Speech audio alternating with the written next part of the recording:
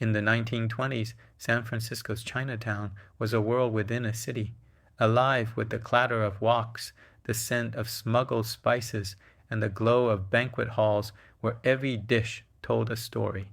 Here, chefs served delicacies from glistening Peking duck and shark fin soup to bird's nest desserts worth a week's wages. Some plates were symbols of power, others rare treats whispered about for generations. Today, we're stepping back a century to uncover 25 dishes from this golden age, starting with the one that turned every head the moment it appeared. 1. Roast Peking duck with plum sauce. If you walked into a banquet hall in 1920s Chinatown and saw a glistening mahogany-skinned duck hanging in the window, you knew someone was celebrating bis. Roast Peking duck wasn't an everyday meal. This was a dish reserved for weddings, New Year feasts, or when a wealthy merchant wanted to show off. The preparation was an art. The duck was air-dry for hours, then roasted until the skin turned glassy crisp, the fat melted away, and the meat stayed juicy. The real magic.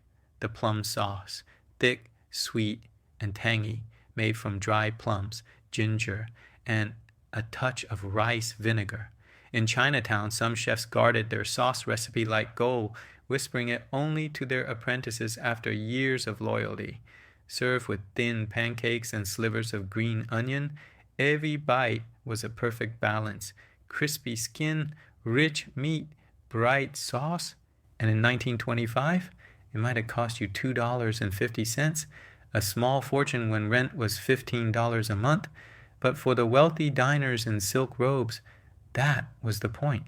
In a city recovering from the 1906 quake, eating Peking duck in public wasn't just about flavor. It was about sending a message. I've made it. And right across the table, another soup so rare and expensive, it had its own black market. 2. Shark fin soup, Cantonese banquet style. Picture a steaming porcelain bowl being carried out by a waiter in a crisp white jacket, the lid lifted at your table, and the rich, savory aroma hitting you before you even see what's inside. Shark fin soup in the 1920s, Chinatown wasn't just food. It was a statement. Served only at the most prestigious banquets, it was the ultimate symbol of status in Cantonese culture. The fins themselves had no flavor. The magic came from hours of simmering in a golden broth made from chicken, dried scallops, Chinese ham, and sometimes even pork bones. The texture was the prize, delicate, gelatinous strands floating in a soup that shimmered with umami. In those days, the fins were imported at great expense, sometimes smuggled in hidden inside sack of rice. Only the city's most powerful merchants or community leaders could afford to serve it, and doing so was like saying, I honor you enough to serve you the rarest thing I can find. In 1924, a single serving could run $5, more than some workers earned in a week. But guests would sip it slowly, savoring each spoonful like liquid gold. And once the last drop was gone, the waiter might bring out something just as show-stopping, a whole fish, head, tail, and all, staring right back at you. 3. Steam whole rock cod with ginger and scallions. In the 1920s Chinatown dining room, when a whole steamed fish arrived at the table, everything stopped dead. Conversations hushed, chopsticks froze mid-air. Because this wasn't just dinner, this was a sign of respect, prosperity, and luck. The rock cod, freshly pulled from the cold waters just off the California coast, was prized for its delicate, sweet flesh. Chefs would clean it carefully, then steam it, whole, head, tail, and all, so none of the flavor escaped. The trick was perfect timing. Too long, and the meat turned rubbery. Too short, and it stayed raw, near the bone. Once cooked, the fish was bathed in sizzling hot peanut oil infused with ginger and scallions, sending up an aroma so mouth-watering it made the entire room turn their heads. In Chinese tradition, serving the fish whole symbolized unity. Nothing broken, nothing wasted. And the head? That went to the guest of honor. In some families, leaving any part of the fish untouched was considered bad luck. Back then, this dish cost less than a duck or shark fin soup. But in a city where fresh seafood was king, it wasn't about price. It was about showing your guests that you went to the docks yourself to pick the best catch.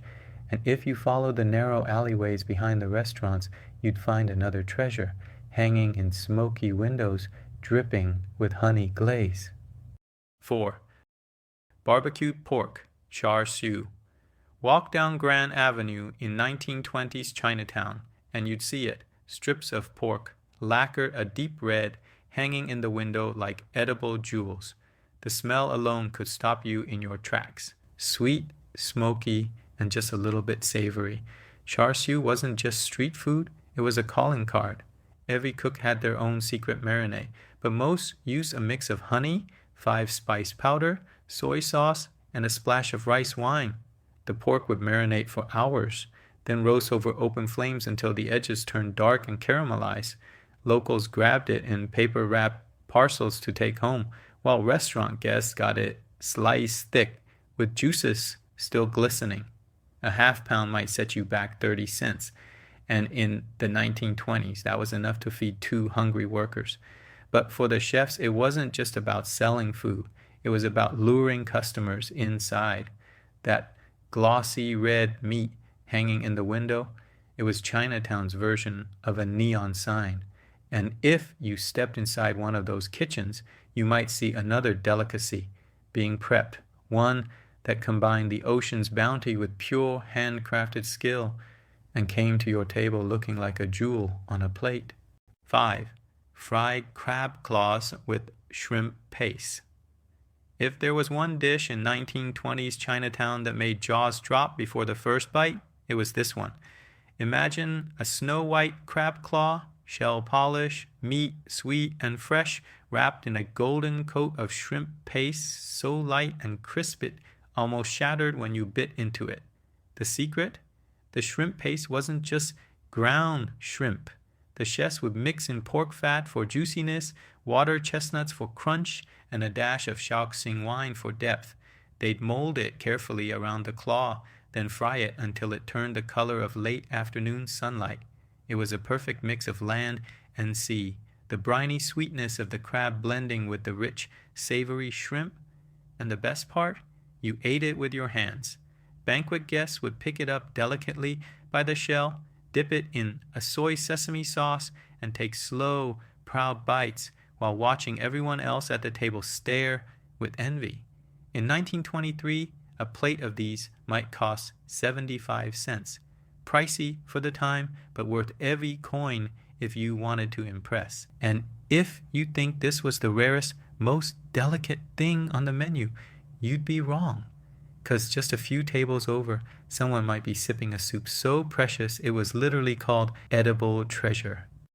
6. Bird's nest soup with rock sugar. In the dim glow of a 1920s Chinatown banquet hall, this wasn't just dessert. It was luxury in a porcelain bowl. Bird's nest soup, made from the painstakingly collected nests of swiftlets, was considered a delicacy for emperors back in China. And here in San Francisco, it carried the same prestige. The nests themselves were on twigs or straw. They were spun almost entirely from the bird's hardened saliva, gathered from sheer cliff faces in Southeast Asia. Importing them to the U.S. was dangerous, expensive, and done through discreet merchant networks. Once in the kitchen, the chef would soak the nest until it softened into delicate strands, then simmer it in rock sugar syrup until it turned into something silky, fragrant, and lightly sweet. The flavor was subtle, almost whisper soft, but the texture was the treasure, slippery yet tender, like no other food in the world. Only the wealthiest families or honored guests would be served this, and it was often believed to boost health, beauty, and longevity. In 1921, a single serving could easily cost $8, the price of a whole week's groceries for a working family. And after such refined sweetness, the banquet might swing back to something heartier, earthier, rice, but wrapped in lotus leaves like a gift you had to unwrap at the table. 7. Lotus leaf sticky rice, lo my guy. Picture this. The waiter places a small, fragrant bundle in front of you, a lotus leaf tied neatly like a little green gift. You untie it, and as the steam escapes, the scent of soy, sesame, and slow braised meats fills the air. Inside, a mound of glutinous rice, each grain sticky yet separate, infused with the earthy perfume of the lotus leaf. Hidden within the rice were treasures, tender chunk of pork belly, sweet Chinese sausage, sometimes dry shrimp, and shiitake mushrooms that had soaked up every drop of sauce. In the 1920s, lo my guy wasn't just a meal. It was portable luxury. Dock workers might grab one from a dim sum stall before a long shift, while banquet guests would enjoy it as a warm, comforting mid-meal dish. The leaf acted like a natural steamer bag, keeping everything moist until the moment it was open. Back then, a single lotus leaf rice parcel might cost 10 cents, but it filled you up for hours. And the presentation alone made it feel like you were unwrapping a little piece of home, even if you were half a world away from Guangdong. And if you followed the scent further into the dining hall, you soon find yourself face to face with one of Chinatown's most beloved treasures, a pillowy bun hiding a sweet and savory secret inside. 8. Steamed pork buns, char siu bao. In the 1920s, if you wanted comfort food in Chinatown, you didn't look for a plate, you looked for a bun. Steamed until they were cloud white and impossibly soft, char siu bao were little pillows of joy, hiding a heart of sweet, savory barbecue pork. The filling came from that same glossy red char siu you'd see hanging in shop windows, chopped into small pieces, mixed with a thick, fragrant sauce of oyster and soy. It would be spooned into circles of dough. The buns were then sealed, pinched at the top like a dumpling, and placed in bamboo steamers stacked high over boiling water. The magic was in the reveal. As you tore the bun open, a puff of steam escaped, carrying the scent of caramelized pork and warm dough. The sauce would sometimes drip onto your fingers, and no one complained. For workers, a single bun at 5 cents was a warm, filling snack you could eat on the go. For families, a basket of them at the table meant you arrive early to get the freshest batch before they sold out. And just down the street in another kitchen, a chef might be ladling soy sauce over something equally beloved, a dish where the chicken was as tender as a silk robe, and the flavor ran all the way to the bone. 9. Soy sauce chicken. In the kitchens of 1920s Chinatown, this dish was pure poetry in brown. Soy sauce chicken wasn't about flashy presentation, it was about depth of flavor that worked its way right into the bone. The whole chicken was simmered gently in a master stock, a brew of soy sauce, star anise, cinnamon, ginger, and sugar, a liquid that was never thrown away, only replenished and deepened over years. Some restaurants claimed their stock was decades old, carrying whispers of every chicken ever cooked in it. The slow braise gave the meat a rich, savory sweet taste, the skin turning a deep mahogany. When the chef cleaved the bird into neat pieces, you could see how the soy had seeped all the way through, coloring even the marrow. For working-class families, soy sauce chicken was a treat, often bought whole, then served over rice at home, stretching one bird to feed a household. For banquet guests, it was a comforting pause between the extravagance of seafood dishes and the playful dim-sum snacks to come.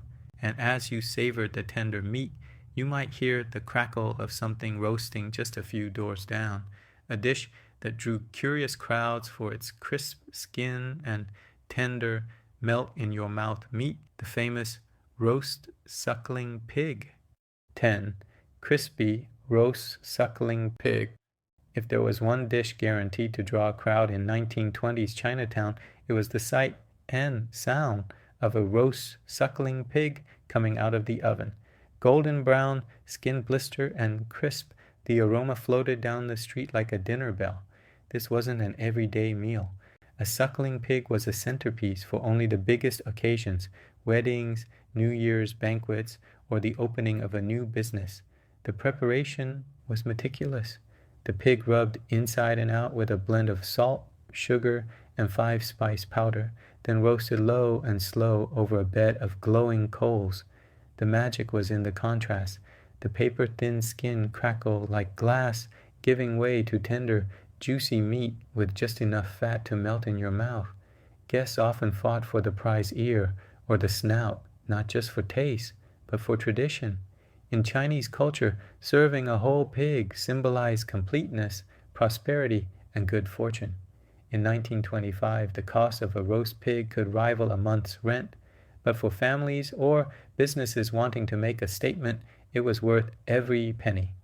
And after all that richness, many diners turned to something humbler, but no less beloved, a golden, savory cake that sizzled on the griddle and tasted like home on New Year's morning. 11. Pan-fried turnip cake, lo bak go. In the 1920s Chinatown, the sizzle of lo bak go hitting the griddle was the soundtrack of New Year's mornings. This humble-looking square, golden and crisp on the outside, soft and savory inside, carried flavors that could pull you straight back to the family table. Despite the name, there's no sweet turnip here. It's made from Chinese white radish, grated and mixed with rice flour to form a thick batter. Into that went diced Chinese sausage, dry shrimp, and shiitake mushrooms, pantry staples that packed a punch of umami. The mixture was steamed into a firm slab, cool, then sliced and pan-fried until each edge turned caramel brown. Lo bak go wasn't just breakfast, it was tradition. Serving it for Lunar New Year symbolized good fortune and rising prosperity, the cake's name sounding like good luck in Cantonese. Families would make big trays days in advance, stacking them in bamboo baskets, and the smell of frying cakes would drift down alleys and stairwells. At just a few cents a slice, it fed everyone, from street vendors to dock workers, with warmth and comfort. And after a plate of these, diners might be tempted by something entirely different. Shrimp so rich they were dressed in cream, a marriage of East and West that turned heads in every banquet hall. 12. Walnut shrimp with sweet cream sauce.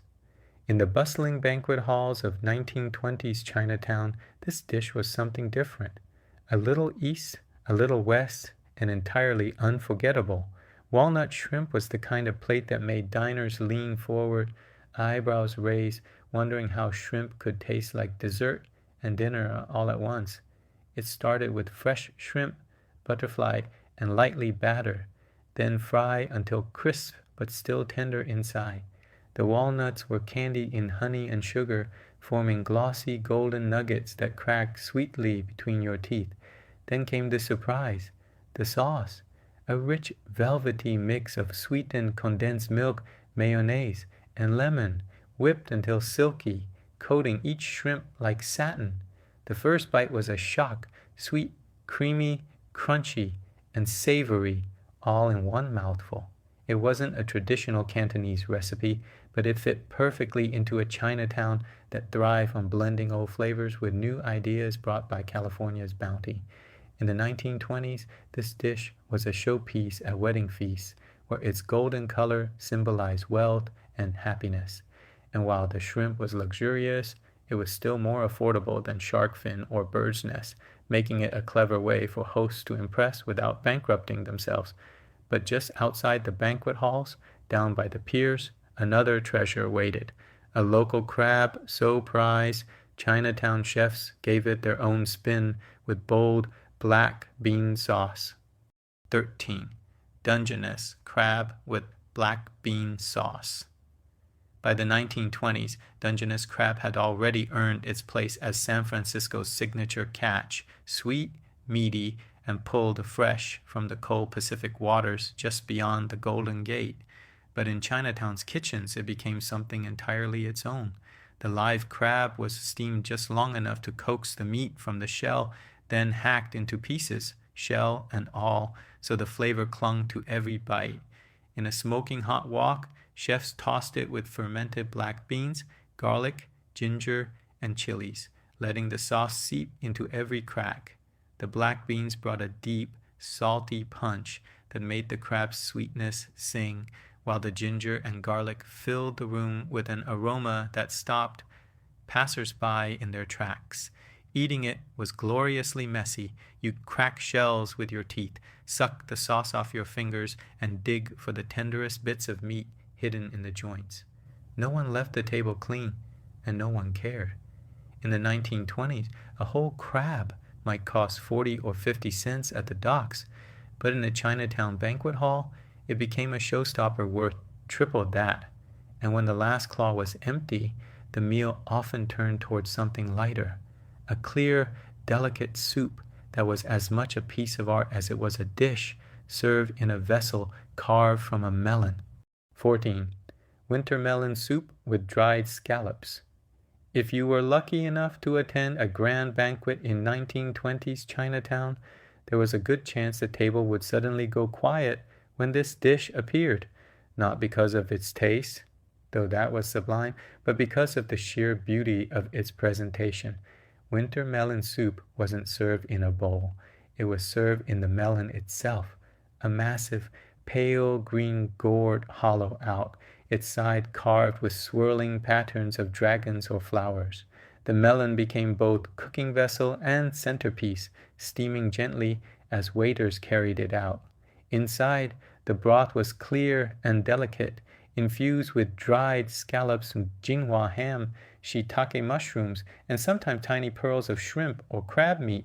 The melon's flesh, scooped into the soup during cooking, gave it a subtle sweetness that balanced the ocean's depth from the scallops. The dish was more than food. It was a performance. Diners would ladle the hot broth into their bowls, making sure to include tender pieces of the melon itself. The flavor was light but layered, the kind of soup that warmed you without weighing you down. In the 1920s, serving this meant two things. The host had money, and they had respect for tradition. And after the last ladle was poured, the kitchen often shifted gears, trading subtle elegance for the smoky, wok-fire drama of stir-fried noodles. 15. Beef chow fun, ho fun. Step into a smoky 1920s Chinatown kitchen late at night, and you'd hear the sharp clatter of a wok, the hiss of oil hitting hot steel, and the low hum of hungry diners waiting for one thing: beef chow fun. This was working man's food, born for dockhands, shopkeepers, and laborers who needed a meal that filled the belly without emptying the wallet.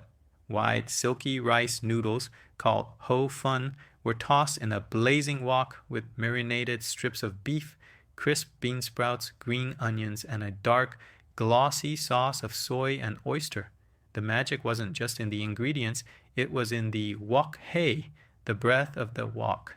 That intense sear gave the noodles a slightly smoky edge, the kind of flavor you can't fake with a home stove.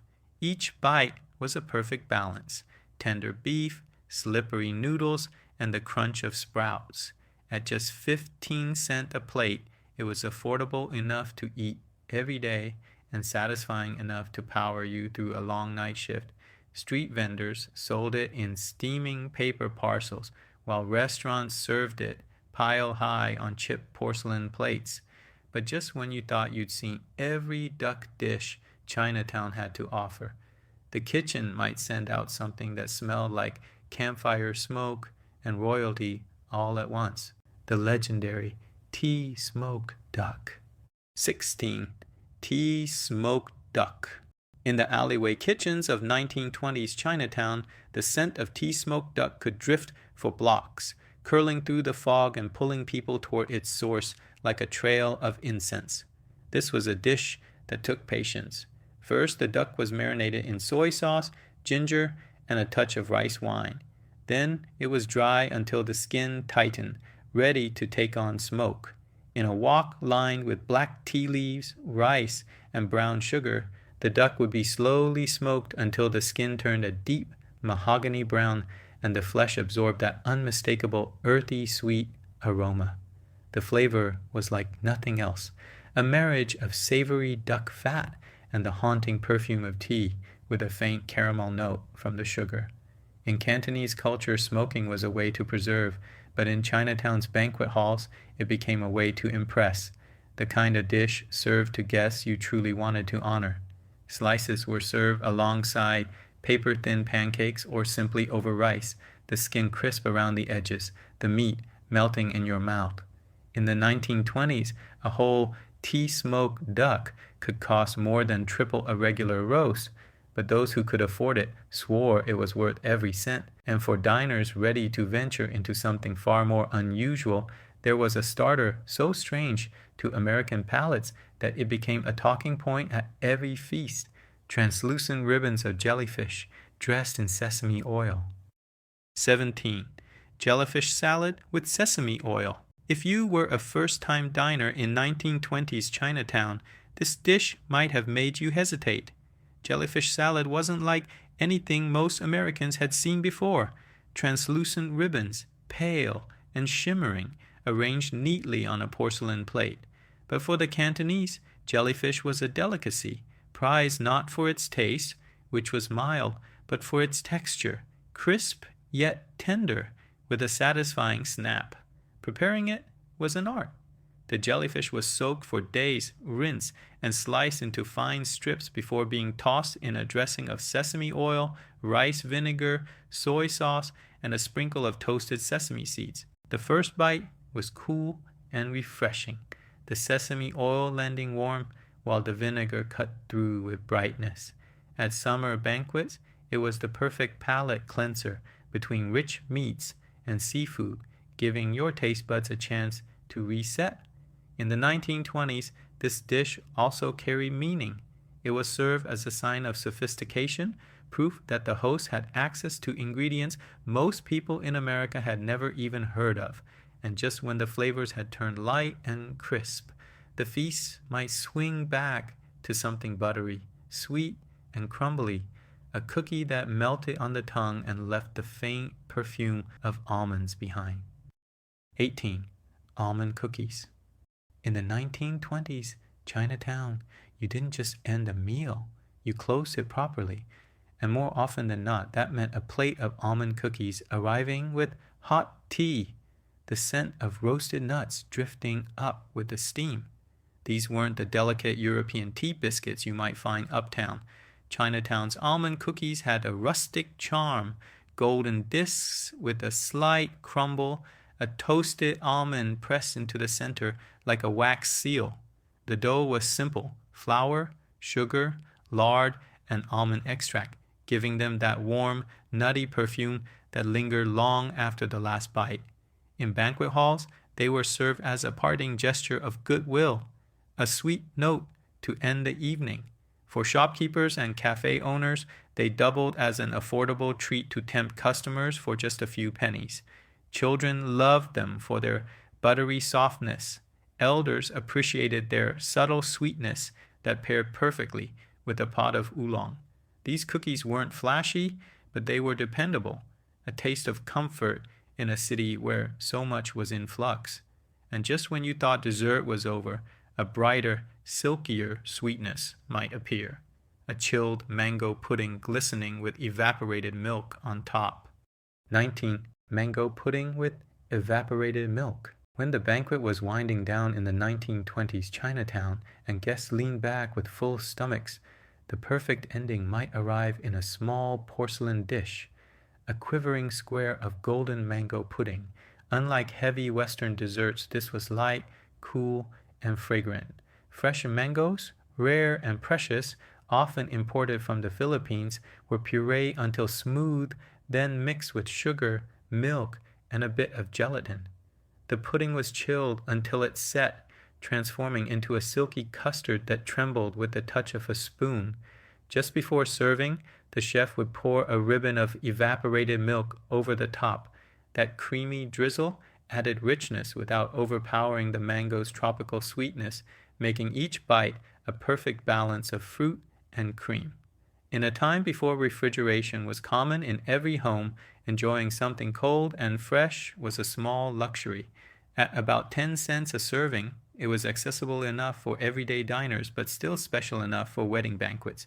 And once the last spoonful was gone, the meal might take an unexpected turn, from bright tropical fruit to something far more humble and comforting, a warm, sweet soup made from red beans said to bring good luck to those who finished their bowl. 20. Red bean soup dessert. When the clatter of chopsticks had quieted and teacups were being refilled, a humble but beloved dessert would often make its way to the table, a steaming bowl of red bean soup. In the 1920s Chinatown, this wasn't a flashy finale. It was comfort in liquid form, served in the same chipped porcelain bowls used for everyday meals, made from adzuki beans simmered until they broke down into a soft, velvety texture. The soup was sweetened with rock sugar and sometimes scented with dried tangerine peel for a gentle citrus note. On cooler nights, it was served hot, the steam carrying that earthy, sweet aroma. In summer, it could be chilled, turning into a refreshing treat. The beans themselves were said to symbolize happiness and good fortune, a fitting way to close out a celebratory feast. It was also one of the most economical desserts a restaurant could serve. Beans were inexpensive, filling, and stored well, making it easy to prepare large batches for banquets without breaking the budget. And just when guests thought the meal had reached its soft, simple ending, the servers might return with a plate of something playful.